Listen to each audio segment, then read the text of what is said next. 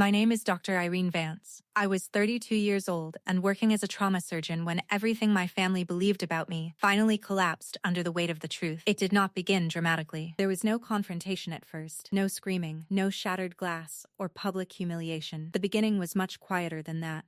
When I was 12 years old, I used to stay awake until 2 in the morning in my bedroom, on the second floor of our family home in Beacon Hill, Boston, reading anatomy textbooks under the covers with a flashlight. I borrowed them from the public library and hid them beneath my mattress because my mother thought it was unhealthy for a girl my age to be so consumed by serious things. The house itself always felt more like a museum than a home. Everything had a place. Every room smelled faintly of polished wood and expensive candles. The dining room was reserved for guests more often than family dinners. My mother cared deeply about presentation. The silverware had to match. The flowers had to be fresh. The lighting had to flatter people. Nothing in that house was ever allowed to look messy, including emotions. My sister Monica was 15 then, already the kind of person adults revolved around naturally. She was beautiful in the effortless way that made rooms rearrange themselves around her. Dark hair, perfect posture. A warm, confident laugh that made people feel included. My mother loved presenting her to guests during dinner parties. "This is our Monica," she would say proudly, resting a hand on her shoulder like she was unveiling something precious. I was introduced differently. "This is Irene. She reads too much." People usually laughed politely after that. Then they would ask Monica about school, boys, parties, vacations. No one ever asked me what I was reading. It was never openly cruel. That was what made it harder to explain. In our house, dismissal was always delivered politely.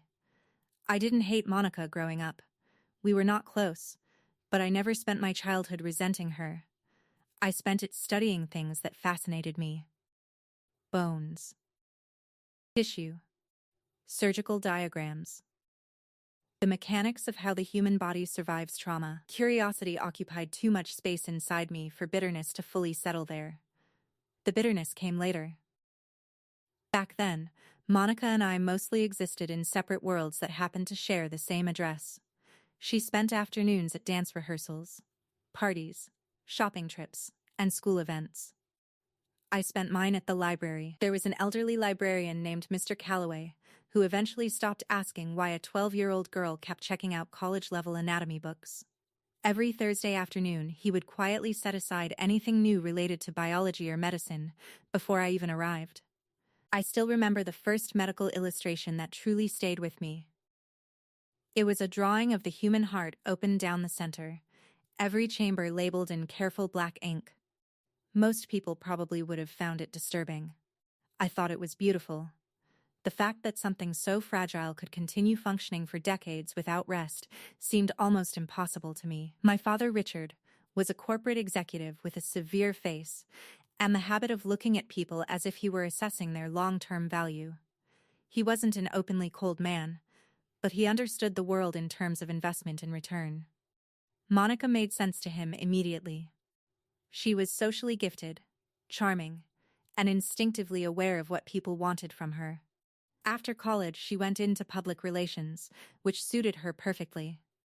I was harder to evaluate. Medicine takes years before it looks impressive from the outside. My father respected obvious success. Immediate success. The kind that could be explained quickly at a dinner party. Monica could walk into a room and become memorable within minutes. My achievements took years before anyone could summarize them in a sentence. Even when I was younger, I understood that difference instinctively. I graduated near the top of my undergraduate class at Boston University and spent the weekend everyone else celebrated locked inside the library studying for the MCAT. I scored in the 98th percentile. When I got into medical school, I overheard my mother telling one of her friends over the phone. "Irene got in," she said. Then there was a pause. "Yes. She's very determined." The word stayed with me because it didn't sound like pride. It sounded like concern. Like determination was acceptable in moderation, but dangerous in excess. Especially in women. Monica celebrated accomplishments gracefully, elegantly. Mine looked obsessive. I moved into a studio apartment that smelled like old carpet and radiator heat, and began medical school with 2 boxes of books and almost no furniture. The apartment was barely large enough for a bed, a folding table, and a narrow kitchenette. During winter, the radiators clanged loudly enough to wake me at night. The windows leaked cold air. The ceiling stained whenever it rained heavily. I loved it. For the first time in my life, I was living inside a future I had chosen entirely for myself. Those years changed me completely. Medical school reorganizes your identity until only the essential parts remain. Sleep becomes negotiable. Time stops behaving normally. Entire weeks disappear into anatomy labs, overnight rotations, exams, and surgical practice. The anatomy lab during first year smelled permanently of disinfectant and formaldehyde. Most students struggled the first time they worked with cadavers. I didn't. Not because I lacked empathy, because even then, I understood something important about medicine. The human body is honest. People lie constantly. Bodies do not. An artery either ruptures or it doesn't. A heart either maintains rhythm or it fails. The body tells the truth whether people are prepared to hear it or not. I found comfort in that. By second year, I had developed routines strict enough that entire days operated almost mechanically. Wake up at 5. Review notes while drinking coffee. Lecture halls until afternoon. Study groups. Clinical practice. Library until midnight. Repeat. Some students collapsed under the pressure. Others drifted through it numbly. I became sharper. Medicine did not reward charm. It rewarded precision. And I was very good at precision. I called home every Sunday during my first years away. Eventually, the calls started going to voicemail. I assumed my parents were busy. My mother spent most of her time with charity committees and social events, and my father traveled frequently for work. I did not think anything malicious about the silence because, at that point, I still trusted them completely. There were warning signs before everything finally broke apart. I can see them now. At the time, I ignored them. My mother stopped asking detailed questions about school. My father became strangely formal during conversations. Monica began responding to family group messages on behalf of everyone else. I interpreted all of it as distance, not betrayal. The first sign that something was truly wrong came during my 3rd year of residency. Residency is where medicine stops being academic and becomes physical. You stop memorizing diseases and start holding dying people together with your own hands. That year, I regularly worked 30-hour shifts fueled almost entirely by caffeine and adrenaline. I learned how exhaustion changes people. At a certain level of sleep deprivation, your entire world narrows. You stop thinking about the future. You stop thinking about yourself. You think only about the next patient. The next incision. The next decision. I was standing in the hallway outside the staff lockers between surgical rotations, trying to log into our family cellular account to update my payment information. My credentials were rejected. I tried again. Same result. I went through account recovery and received a notification stating that no registered user matched the information provided. I remember standing there in my scrubs holding my phone, feeling an unfamiliar kind of confusion, like arriving at your own front door and discovering the lock had been changed. I called my father's office. His secretary, Claire, answered. She had always been polite to me. I introduced myself and asked if my father was available. There was a pause. Then she informed me, carefully and professionally, that Mr. Vance was not accepting calls from my number. Not that he was busy. Not that he was in a meeting. He was refusing calls from me specifically. I still remember the feeling that moved through my chest after she said it. Not anger. Something colder. Confusion sharp enough to feel physical. I drove to Beacon Hill that evening still wearing my hospital scrubs, my ID badge hanging around my neck. The drive took 20 minutes.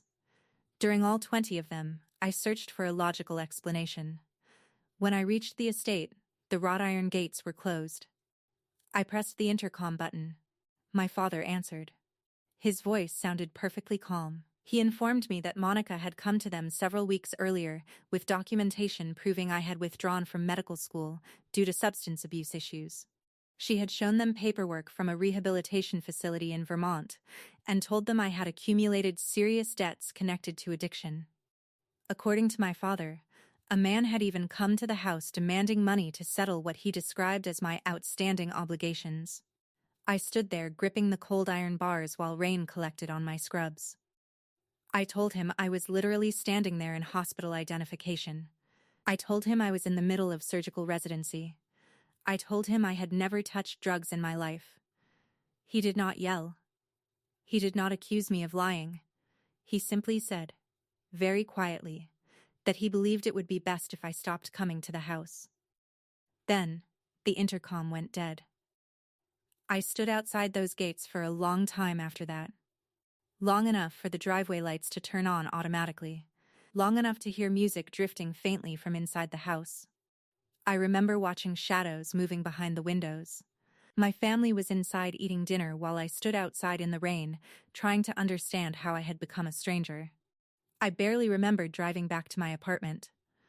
I only remembered sitting on the edge of my bed afterward, still wearing my scrubs, staring at the floor while trying to understand how my life had separated itself so completely into a before and an after.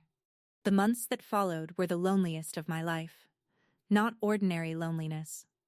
Not the loneliness of living alone or spending holidays by yourself.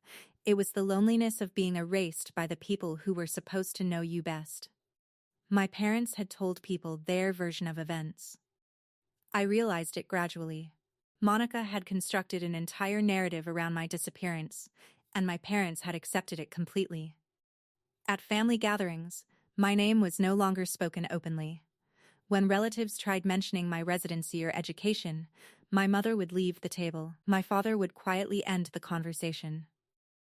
Monica positioned herself as the loyal daughter, holding the family together through private heartbreak. According to the story she told everyone, I was somewhere outside the city living among addicts, while my family quietly suffered the humiliation of my collapse. The lies were detailed enough to feel believable. That was what made them dangerous. Monica understood people. She understood exactly how much detail a lie requires before it starts feeling emotionally true.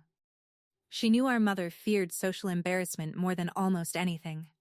She knew our father valued reputation above uncertainty. She knew how to make herself look compassionate while quietly destroying someone. While Monica attended charity galas discussing my recovery, I was standing in operating rooms at 3 a.m. trying to keep trauma patients alive. While my parents told people they no longer knew where I was sleeping, I was surviving residency on 4 hours of sleep and cafeteria coffee. Trauma surgery changes your relationship with time. Every second begins carrying measurable value. I still remember the first patient I lost during residency, a teenage boy involved in a motorcycle collision. Massive thoracic trauma. We worked on him for almost 40 minutes. I remember the silence in the room after the attending finally called time of death. The monitors stopped. The nurses quietly stepped away. Someone covered the body. And then, everyone moved on because another ambulance had already arrived. That was the moment I understood something most people never have to learn. The world does not pause for grief. It keeps moving. So do you. My first Thanksgiving alone ended after a 12-hour shift. I bought a microwavable turkey dinner from a convenience store on the way home and ate it sitting on the floor of my apartment because I still had not found time to buy proper furniture. That night, Monica posted a family photograph online. Everyone was seated around the dining table beneath candlelight. My mother was laughing. My father looked relaxed in a way I had not seen in years. The caption read, "Grateful for family. Keeping our hearts open for those who are lost." I stared at the photograph for a long time before turning my phone face down beside me. I did not cry. Instead, I made a decision. I decided I would not become the person Monica had invented. I would not collapse. I would not self-destruct. I would not give anyone the satisfaction of seeing me resemble the lie they preferred believing. Every lonely holiday, every ignored phone call, every unanswered email. I turned all of it into work. The next several years shaped me completely. I threw myself into residency with a level of focus that even senior physicians found unusual. Surgery became the center of my identity. In trauma medicine, your hands become a record of your life. Every complication you survive, every technique you master, every mistake you never repeat again, gets stored permanently in muscle memory. There were nights when I operated for 10 straight hours and left the hospital unable to remember whether it was raining outside. There were mornings when I fell asleep still wearing surgical scrubs because removing them required more energy than I had left. There were weeks where the only sunlight I saw came through hospital windows. But I was getting better. Faster. Calmer. More precise. By my 4th year, senior attendings were bringing me into cases residents normally never touched. Major vascular repairs. Multi-cavity trauma procedures. Complex emergency surgeries where hesitation could kill someone. I was not extraordinary yet, but I was becoming difficult to ignore. One attending surgeon told me something during a vascular repair I never forgot. "You don't panic," he said. "In trauma medicine, that is one of the highest compliments you can receive. Panic spreads through operating rooms faster than blood. A calm surgeon can save lives. A frightened one can destroy them." The hospital gradually became my real family, not in a sentimental sense. Nothing replaces what is lost. But the people beside you can make survival possible. My scrub technician Carla always left coffee waiting for the overnight surgical team. Dr. Okafor, my chief resident, taught me more about vascular surgery than anyone else in my career. The paramedics who rolled patients through the ambulance bay at 2 a.m. trusted us with the worst moments of strangers' lives. Those relationships became the structure of my days. Hospitals create strange intimacy. You learn people through exhaustion, through pressure, through catastrophe. You see them at 3 a.m. after someone dies unexpectedly. You see them after 30 hours without sleep. You see them during moments where there is no energy left for performance. And because of that, the relationships often become unusually honest. Aunt Ruth was the only person from my family who never fully accepted Monica's story. She had attended my medical school graduation alone, wearing a burgundy dress and holding a handmade sign with my name written across it in black marker. My parents never came. I still remember spotting her in the audience, hundreds of faces, and only one looking at me like she was genuinely proud. After the ceremony, she hugged me so tightly I could barely breathe. Then she whispered. I never believed her. At the time, I did not fully understand what she meant. Over the years, Ruth and I learned to communicate carefully. Any obvious loyalty toward me would have isolated her from the rest of the family. We met quietly for coffee in different neighborhoods and spoke cautiously when necessary. Sometimes she brought newspaper clippings about medical advancements she thought I would enjoy. Sometimes we talked about nothing important at all. Those conversations mattered more to me than she probably realized. What I did not know then was that she had been collecting evidence. She eventually hired a digital forensics consultant and asked them a single question. Where had the university withdrawal documents actually come from? It took 8 months, but they found the answer. By the time I finished my 5th year of residency and entered consideration for chief of trauma surgery, Ruth had assembled an entire binder documenting everything Monica had done. I knew none of this at the time. I was preparing for board interviews, updating my surgical publications, and finalizing my candidacy portfolio for the chief position. The interview process itself was brutal. Chief of trauma surgery at a level 1 center is not a ceremonial position. It means responsibility. Leadership. Command during the worst moments of people's lives. The board questioned me for nearly 4 hours. Mortality statistics. Emergency response protocols. Mass casualty preparedness. Resident training methods. Ethical decision-making. By the end of it, I was exhausted enough that my hands trembled slightly while signing the final paperwork. When the hospital officially offered me the role on a Friday afternoon in March, I went home, cooked myself a proper dinner for the first time in weeks, sat by the window overlooking the harbor, and allowed myself 20 quiet minutes of happiness before setting my alarm for 4:30 the next morning. There was no one to celebrate with. Strangely, that no longer hurt the way it once had. I had spent so many years surviving alone that solitude had become familiar instead of painful. The night everything changed happened in late October during a violent coastal storm. The emergency department had been overloaded since early evening when the red courtesy line rang at the central nursing station. Everyone in trauma medicine recognizes that ring immediately.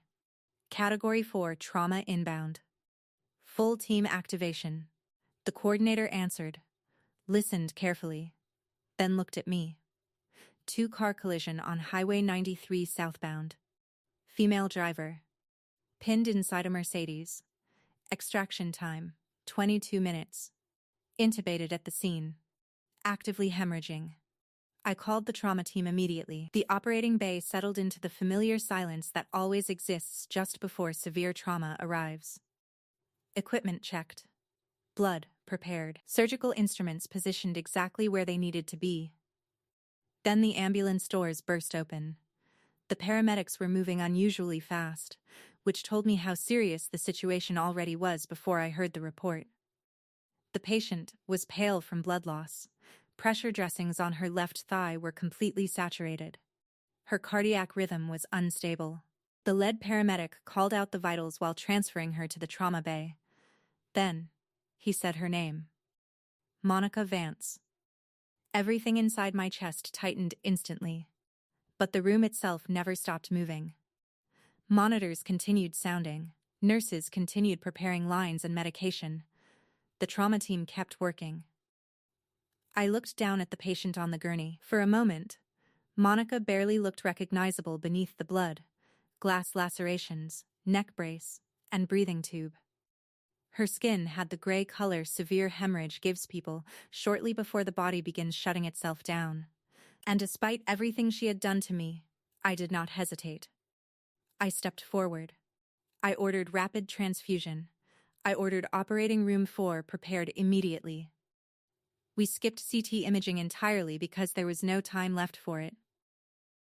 At blood pressure levels that low, you do not stand outside the problem analyzing it. You open the patient and stop the bleeding with your hands before the body gives up completely. We moved immediately. Inside the operating room, the world narrowed into rhythm and precision. I made the incision. Blood flooded the field almost instantly. The spleen was destroyed beyond repair. I located the hilum by feel, compressed it, and clamped the vessel while anesthesia worked to stabilize her collapsing pressure. That bought us time. Not much. But enough. The femoral artery on the left side had been shredded by the impact. Repair required a synthetic vascular graft performed under severe instability. For 2 hours and 14 minutes, Monica's survival depended entirely on the steadiness of my hands. During trauma surgery, time behaves strangely. Minutes stretch. Entire conversations happen in fragments. The room narrows to anatomy, blood loss, rhythm, pressure. Nothing else exists. People later asked whether I felt anger while operating on her. Whether I hesitated. Whether part of me wanted to let her die. The truth was simpler than that. Trauma surgery leaves no room for personal history. A patient is a failing system in front of you, and your responsibility is to restore order before irreversible damage occurs. That responsibility does not disappear, because the patient once destroyed your life. I closed the final sutures with the same hands Monica had once described to our parents as trembling from addiction. When the procedure ended successfully, the entire operating room exhaled. Not dramatically. Quietly, the way medical professionals do after surviving pressure together. I removed my gloves and walked directly toward the family waiting area, without changing out of my blood-soaked scrubs. There were people waiting there who needed to see exactly who had saved her. I heard my mother before I reached the doors. She was demanding to speak to the chief surgeon. My father stood beside her at the reception desk, speaking with the hard authority he used whenever he expected immediate compliance. When I stepped into the room, Both of them turned toward me. Recognition did not happen instantly. First, they saw blood-covered surgical scrubs. Then, the hospital badge. Then, my face. My mother's expression hardened almost immediately. She stepped backward and said my father's name sharply, expecting him to remove the problem standing in front of her. My father looked at my stained clothing and clearly reached the wrong conclusion. He assumed I had arrived exactly as he imagined I lived now. Unstable, desperate, connected somehow to the disaster unfolding around him. He told me to leave. I walked directly toward him. Then I removed my hospital credential badge from my coat pocket and held it in front of him. Chief of Trauma Surgery. My photograph. Hospital seal. Everything undeniable. I looked him directly in the eye and said, "The surgeon you have been demanding to speak to for the last 2 hours is me." Then I said, "And the daughter you abandoned 5 years ago is the reason Monica is still alive tonight." The room became completely silent. My father stared at the badge without speaking. For the first time in my life, Richard Vance had no prepared response. My mother immediately insisted the badge had to be fake. She demanded verification from hospital staff. The charge nurse calmly confirmed my position and explained that I had personally led Monica's trauma surgery from the moment she arrived. My mother sat down abruptly like her legs had stopped functioning correctly. That was when Aunt Ruth entered carrying the blue binder. She placed it on the coffee table and told my father to sit down. Then, she opened it.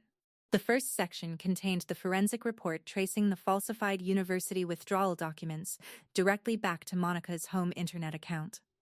The second section contained screenshots of messages between Monica and a freelance graphic designer she had hired online to forge official academic documents using authentic university letterhead. The third section detailed the financial theft. Over 4 years, Monica had redirected $84,000 from my grandmother's estate trust into her personal accounts under the description, "Emergency Rehabilitation Support for Irene V." She had turned my fabricated addiction into a funding category. My father continued turning pages while his face lost color gradually. Then, Ruth opened the final section. Emails. Every message I had sent my mother over 5 years. Photographs from residency. Board certification updates. Holiday messages. Letters asking her to meet me somewhere, anywhere, so we could speak face to face. Monica had secretly installed filters redirecting every message from my email address into hidden folders while auto-generating blocked responses, so I would believe my mother wanted no contact with me. My mother had never seen a single message. I watched her reading those emails in silence. The waiting room had become so quiet, I could hear the fluorescent lights buzzing overhead. Then she looked up at me and quietly asked whether I had truly spent all those years trying to reach her. I told her yes. Then I told her about the night I stood outside the gates in freezing weather, holding my board certification letter, because I genuinely believed seeing proof of my success might change something. My mother collapsed onto the waiting room floor. Not theatrically. Not socially. Completely. My father sat motionless, holding the binder on his lap, and offered everything he could think of. Money. The estate. The house. Payment of my student loans. I told him none of those things mattered. What had been lost could not be repurchased. Not the years. Not the holidays. Not the graduation they missed. Not the nights I spent believing my family no longer cared whether I existed. Then I informed them Monica was stable, signed her care over to the overnight team, and walked out of the waiting room. Within 48 hours, Aunt Ruth distributed digital copies of the entire evidence archive to extended family members, social organizations, business associates, and legal compliance offices. The fallout was immediate. My parents' social world contracted rapidly. Invitations disappeared. Committee memberships quietly ended. Long-standing relationships became distant overnight. People who had spent years pretending sympathy suddenly stopped calling. The same social circles my mother once organized her entire life around became silent. That kind of silence is difficult for certain people to survive. When Monica finally woke in intensive care, my parents sat beside her holding the blue binder, not comforting her. Waiting. Days later, hospital legal counsel and financial investigators entered her room with formal confession documents covering fraud, identity theft, and financial diversion of estate funds. She signed them. I was not there when it happened. Part of me was grateful for that. I had already seen enough. After discharge, Monica lost the apartment financed through my father's corporate accounts and moved into a small rental near the industrial waterfront. She found work doing data entry. My parents remained in Beacon Hill, though the life they had spent decades building never fully recovered. My father wrote to me weekly for months. Typed letters, offers, apologies, money. Sometimes the letters were practical, sometimes emotional, sometimes they sounded like business proposals. He did not know how to communicate outside the language of repair. I filed every one of them away unanswered. Not because I wanted revenge. By then, revenge no longer interested me. I had already built a complete life without them. The apartment, the career, the department, the reputation. Every part of it had been assembled during the years they believed I was gone. Letting them return afterward would have suggested those years could somehow be restored. They could not. Healing and reconciliation are not always the same thing. People confuse those concepts constantly. I healed. That did not mean I wanted my old life back. Now, when I stand outside the surgical pavilion in the early morning holding coffee that has gone cold between trauma rounds, I sometimes think about all of it with surprising clarity. Boston looks different before sunrise. The streets quiet, the harbor covered in fog, the hospital windows glowing against the dark. Those early hours are the only time trauma centers ever feel peaceful. Monica is alive because of my hands. That fact no longer feels emotional to me. It feels professional. I saved her because trauma surgeons save whoever arrives on the table in front of them. That responsibility exists independently from forgiveness. My parents still live in the same house in Beacon Hill. According to Aunt Ruth, my father has become quieter with age. My mother keeps a much smaller social circle now. Ruth still visits me at the hospital for lunch every few weeks. We eat sandwiches in the physician lounge and discuss books, television, and ordinary life. Those conversations are some of the calmest parts of my week. The trauma department remains the thing I am most proud of. We built one of the lowest preventable mortality rates in New England. The residents under my supervision are extraordinary physicians. The work matters.